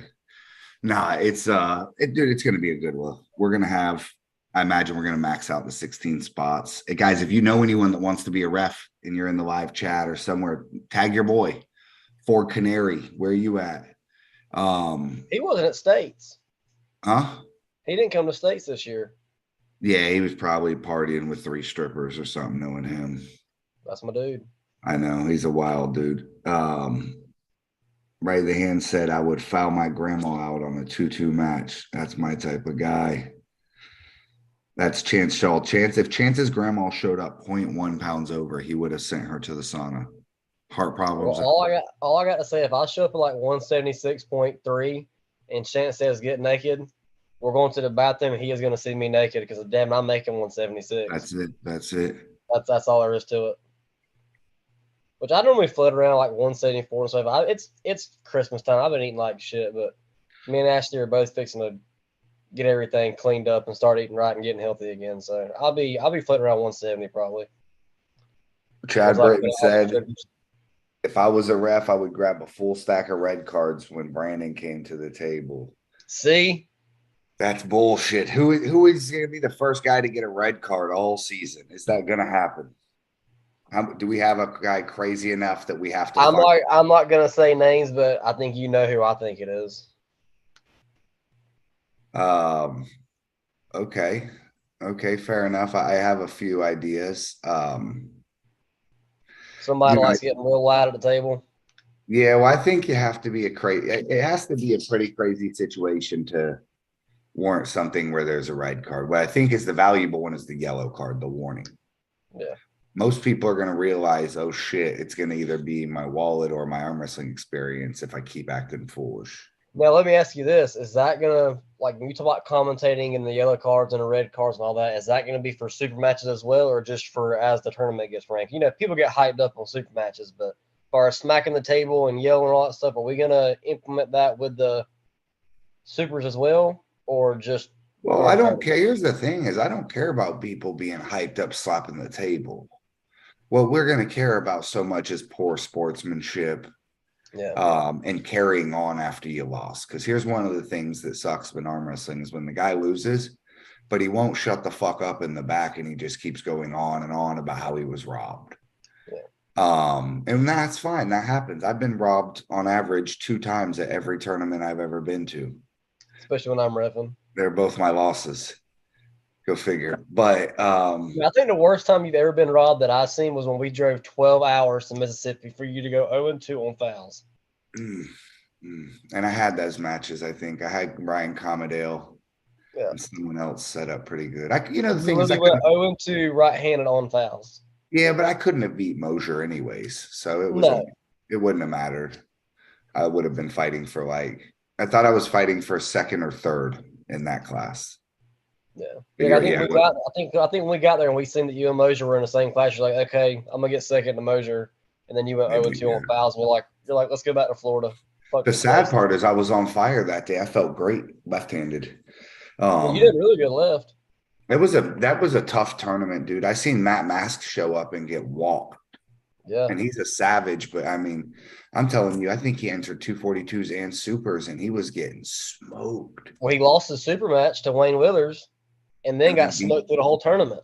I think BJ beat him. I think a couple people beat him. Yeah. So that's probably that's one of the longest tournaments I've ever been to, but probably one of the funnest tournaments. I'm gonna disagree. It was definitely not one of my funnest, and it was definitely the longest. My near-death experience, almost flying out of a hotel window. Yeah, that ruined my night. Daniel Worley tried to throw me out of a hotel window for stealing his girl. 3 stories up. Hey, it's not my fault. Don't hate the player, hate the game, Dan. But, and honestly, I'm saying that because it was one of my first big tournaments. I mean, I've been to the Florida tournaments, the small Georgia ones, but being up on a big stage with the lights and the commentating, I mean, it was a whole new thing for me. I mean, that was one of the first 4 months of me arm wrestling. Dude, it was such a fun drive. A really cool experience. We kept turning the seat heater on Jit while he was sleeping. Yeah.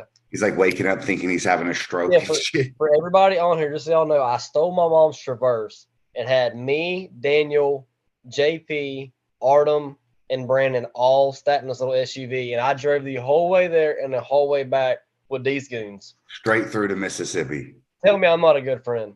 Straight through. We stopped at some little rinky-dink hotel where there was Mexicans sleeping out on the old farming Mexicans right there on the sidewalk and stuff. White doors wide open.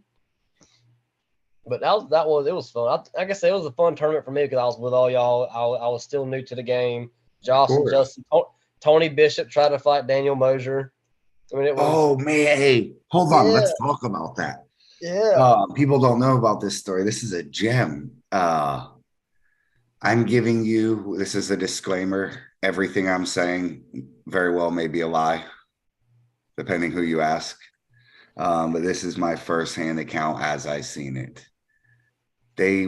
What were they doing? They got into something, and there was an argument about the setup. They were setting up, and they were, from what my understanding was, they were pretty much, Tony was somewhat starting upside down with his wrist back because of the way Daniel sets up. Okay. And Tony was saying, no, my hand's upside down, straighten us up.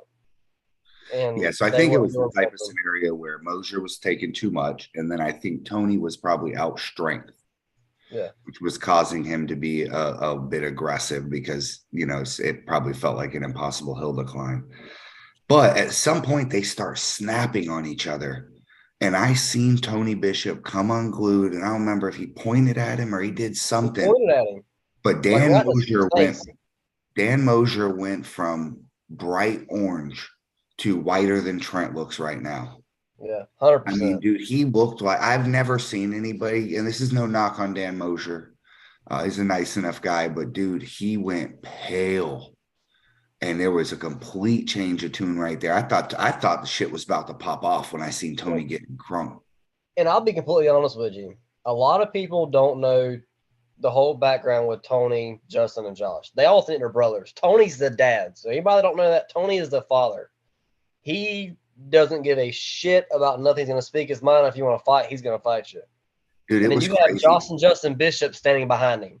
When them three are standing there together, that's just a bad omen to be around all together because them three right there are some rough Alabama boys. What was the conclusion of that match?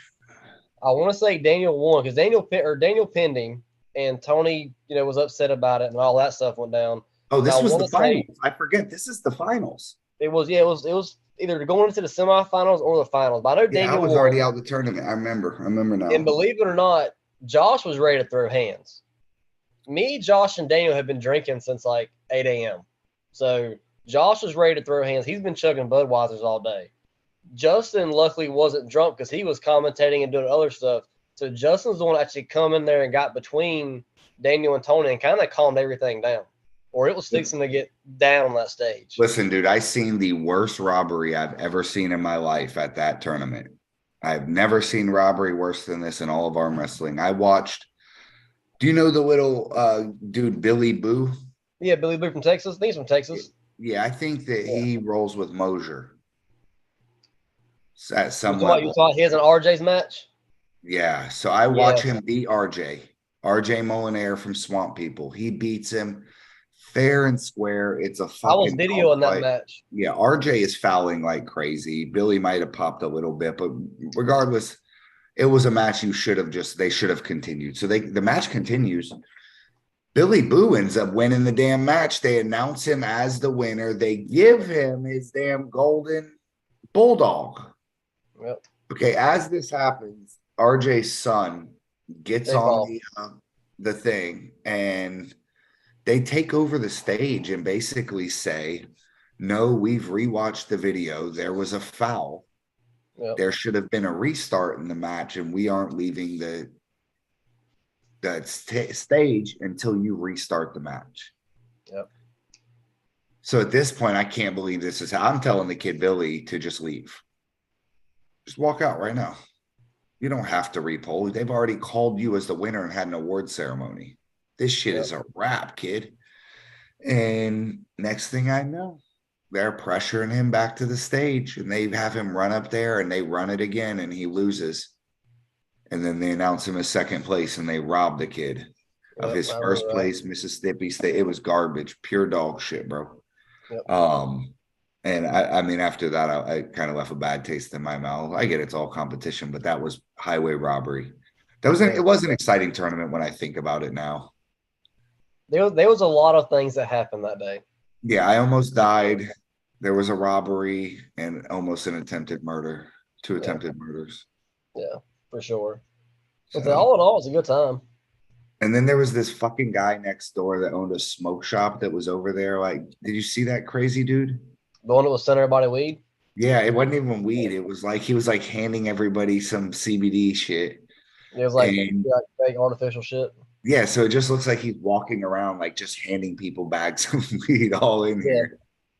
That was a cool event, dude. That place had unlimited Red Bull fucking coolers. Like that place, I will give Sean Hancock a good little bit of props for it was a decent production.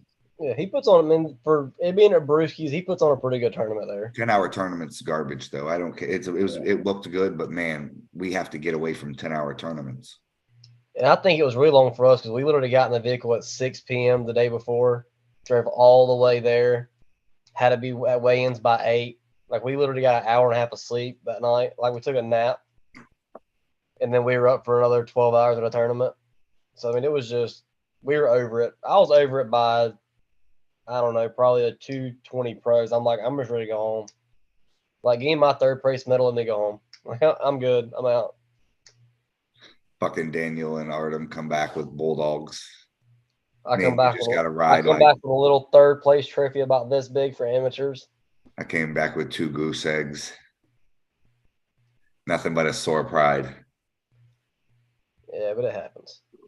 It does. Let's wrap this up. Let's see if anyone else on here. Will there be alcohol at the Pro Gear gym? It's a great question. Or allowed. I am going to guess there is going to be food, alcohol, beverages. I believe there's going to be a food truck setup, but I cannot say for sure. We will announce which of these events are kid-friendly, which aren't. At some level, I imagine we may even have to, as these things increase, go to a first come, first serve, Yeah. Type of way this season's set up is we can probably only do 300-400 entries at each event. God forbid we pass one of those. It would be a great thing to have, but everyone is welcome. As far as I understand, Pro Gear Gym's going to be wide open. They're going to have food trucks out there. They're going to have everything. The alcohol, I don't know. I don't know their liability. I don't know their insurance. I would guess probably so. We can always clarify it with Mikey and Sarah and then let everybody know. Yeah, and we'll figure it out. It's not like it's happening this weekend. You know what I mean? We got time. Jesus, Pops Newman is a savage. He said Wade's mom gets the first red card. Yeah, I seen that. I'm gonna leave that right there, Pops. I don't want to get jumped. But she gets nice and crazy. If you see, my mother gets equally as crazy, so I can't talk shit. And I'll be honest with you, if I was as good as Austin, my mom would be right there too. Would she? You piece of shit. You need to step it up so your mom could cheer more, son. My mom would be right there, I can promise you. My mom and Ashley both would be side by side screaming their heads off. Guy said some stories are better left untold. We tell them all. This is probably all a lie. I probably made up every single thing you heard in this podcast. Well, you're actually pretty accurate on the story. I mean, I was literally on stage filming. Sometimes you're the nail, sometimes you're the hammer. That's it. I done beat up a lot of people and been beat up. It's okay. No one got beat up that day. But if someone pulls your card, it happens.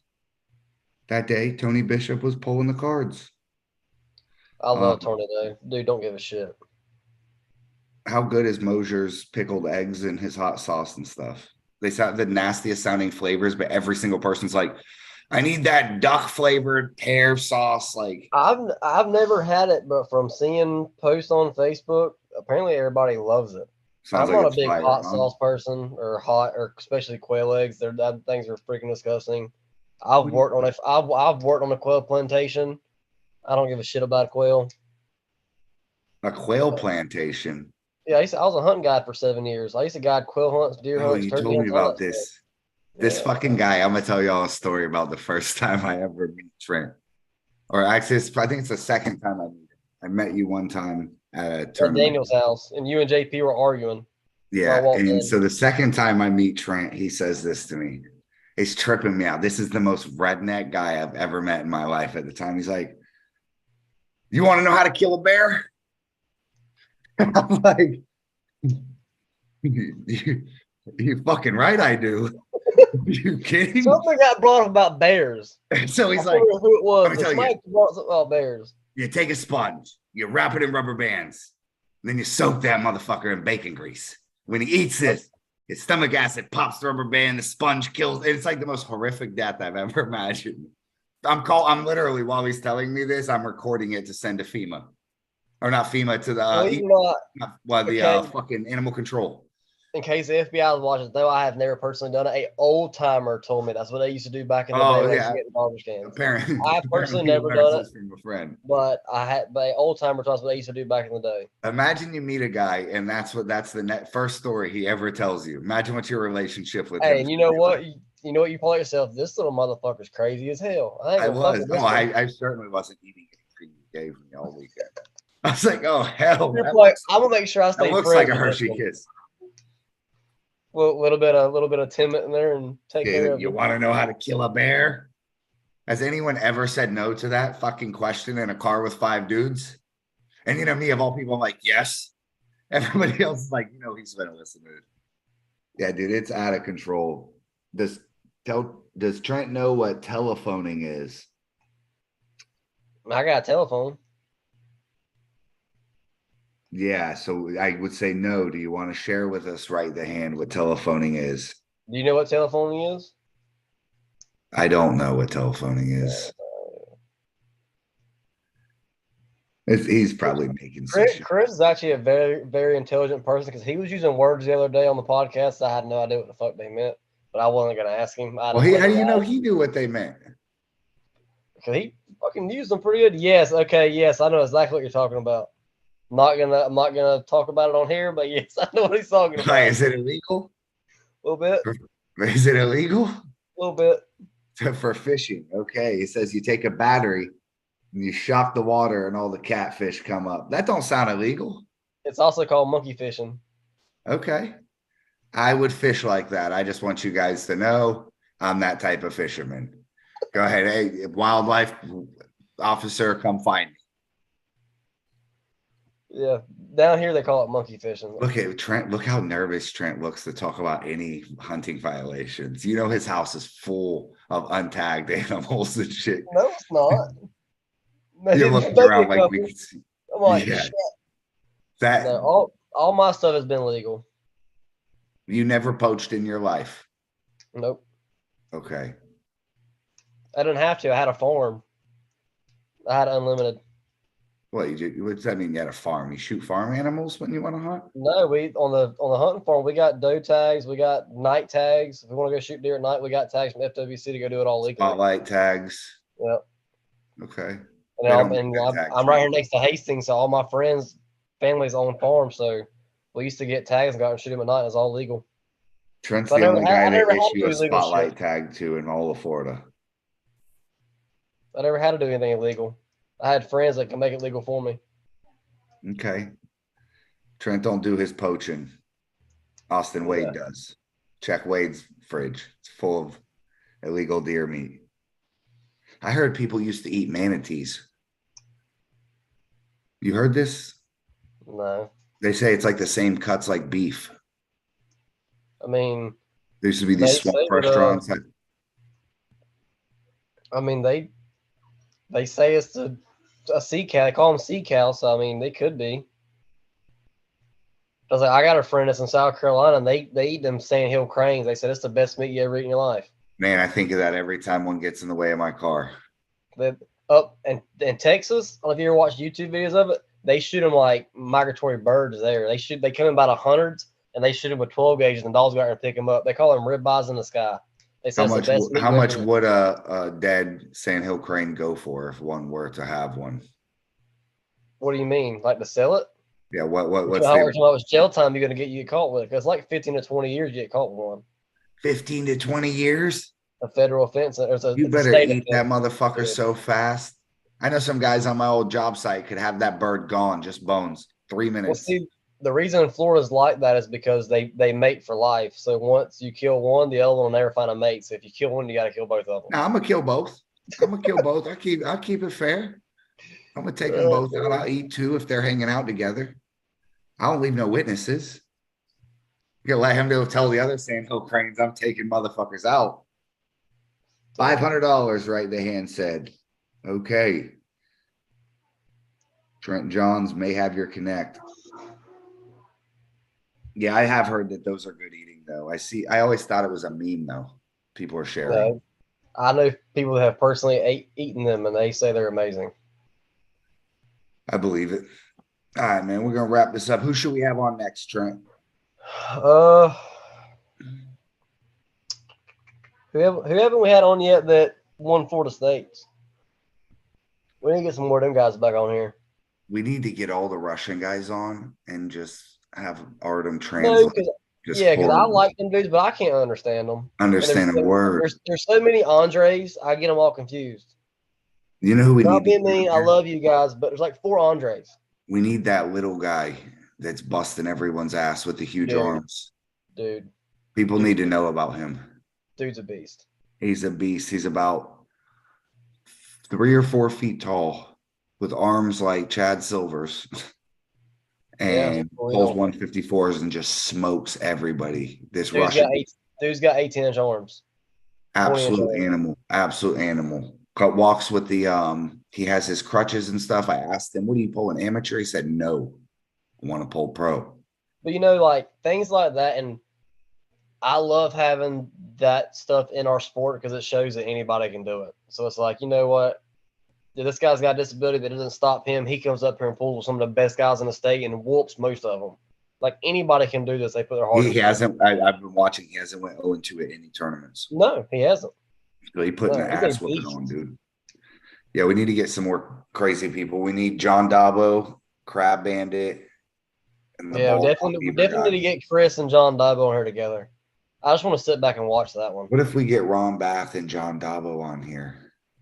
Dude. John Dabo just starts crying as soon as Ron Bath joins the chat. He's like, Dad! Yo. You're like, oh, hey, Dad. How are you? Yes. Someone get us in touch with the Crab Bandit or John Dabo. We need to get John on here from Garage Grinders. Yep. He's a new guy that's been super strong. Get him on here. How about John Wilson? We need to get John Wilson on here for sure. Daniel Worley.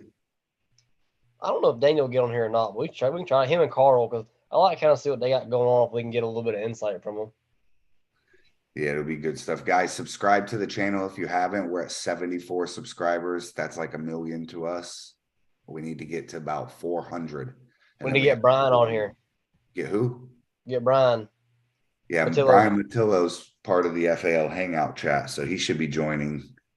He's slacking on us. Anybody that's watching this that's got Zoom or knows how to work Zoom, if you want to get on here, just hit me or Brandon up, and we can get it set up for y'all. Y'all can get on here and talk some shit. Mark Minch. We need to get Pops Newman on here. Yes, Mark Spirit Minch, you are absolutely welcome on here. 13 people watching. That's a high. Yes, guys. What a time to be alive. Believe it or not, I was thinking about it the other day. I'm glad you asked that. Little Mike. We need to get him on here so we can talk about Worlds and his experience going over there. And he is Worlds. He's hosting Mayhem. It's not Pops. It's Little Mike is hosting Mayhem. I seen that. Yeah, that's a big deal. We need to do a show about get him on here and talk about Worlds and Nationals and kind of interview him and let everybody get to know that they're one of the baddest 154s in the country. How you think Dustin Hyatt's going to pin this, dog? You crazy? I think he'll outlast you. You're outlast me. Come on. Brandon, I love you, bro, but we know your stamina is not where it used to be. Hey, don't tell that to my girl. You get sweaty and red faced pretty quick here lately. No, Jesus, I just had the longest match of my life. But no, honestly, I don't think he would just like smash you, but I think he would. I think he would get you where y'all are kind of stopped. And I think he would work you and just bleed you out. You would put money on him, or just for your word, because that tells me how much someone believes in someone. If everyone in the state of Florida says they're willing to bet their house on it, I believe them. If they just kind of have that feeling in their guts, that could be chlamydia. I mean, fuck if I know. Mom's sitting here looking at me laughing her ass off right now. Fucking chlamydia. But I put it this way. I've never seen you fully trained up. Like with a match like that, I feel like you would train. I feel like you would really put the effort in. I've never seen you fully trained. All right, you tell me which event I need to set this match at, and I'll set the match. We'll pay the kid to come down. And do it later in the year tournament. Give you King of Florida. Yeah, that'll work. King of Florida. All right. See if we can get him down here. Right, the hand says he's got $20 on me. That's safe money. Dustin Hyatt, if you see this, tell your dad book the flight. I can definitely talk to him. I know a lot of them Mississippi and Louisiana guys. I can definitely hit them up and see if they can get him down here. Yeah, well, I think this was his argument, was I'm not ranked at 76. In all fairness, I cut through the 76 like a knife through butter. Hot butter or cold butter? Huh? Hot butter or cold butter? Cold butter. I'm not that strong. Cold butter. One day I hope to cut through like hot butter. But yeah, I guess I gotta incentivize the kid. We'll talk enough shit on like FAL episode like number 176. He'll finally. See, that's the thing though. Dustin don't talk a lot of shit. He's one of the nicest guys you ever meet. Like he doesn't talk a lot of shit. So we're gonna have to have him on the show. Yeah, think about it. He's one of the. I've met him twice, and he is one of the nicest young men in the sport that I've ever met. Like he has no arrogance to him. Now I haven't talked to him personally since probably the last time Mississippi State. I've talked to him on Facebook a little bit here and there, and he's not like us sort of guy. He don't gloat. He don't talk about nothing. It's just, hey, I done good. On to the next one. Like he doesn't really. It's me. I'm the next one. Champion. I don't even care to pull him. I hate that you guys think I will lose so bad. Everyone's so decisive on it. All right, I'm getting back in shape. I'm coming for this kid that's 27 pounds lighter than me and 20 years younger. If that makes think about it, like I said, you're going to be so busy with getting everything to go. It's going to be hard for you to pull tournaments, but I would like to see you still pull and set up super matches for yourself and still stay in the game. I don't want you to get so focused on just promotion and making sure tournaments run that you don't really get to enjoy pulling. Because at the end of the day, we're all arm wrestlers. And that's why I'm pulling and not just reffing. It's hard for me to try to ref and focus on pulling. And, I ref 154s. I got to jump on the table for 176. It's very hard to get that mental focus. But at the end of the day, we're all arm wrestlers. You still need to arm wrestle. Set up some super matches, something like that, and just stay in the game. Yeah, and that's the thing is I'd like to have a few matches here and there so that I'm not trying to compete in my own tournament. I don't want to not arm wrestle all year. And I got a few things set up, a few little plans, but it's definitely one of these things where having a super match is beneficial for sure. Yeah. Have a little fun. Let's wrap this up, man. Guys, comment down below who you think we should have in the next one. It's been fun. Let us know. Absolutely. All right. Well, if I don't talk to you this weekend, have a good Christmas. I will be out of town next week, but I'll still have my phone on me. So absolutely. I'm gonna take the girl to see some mountains, see some snow. Must be nice.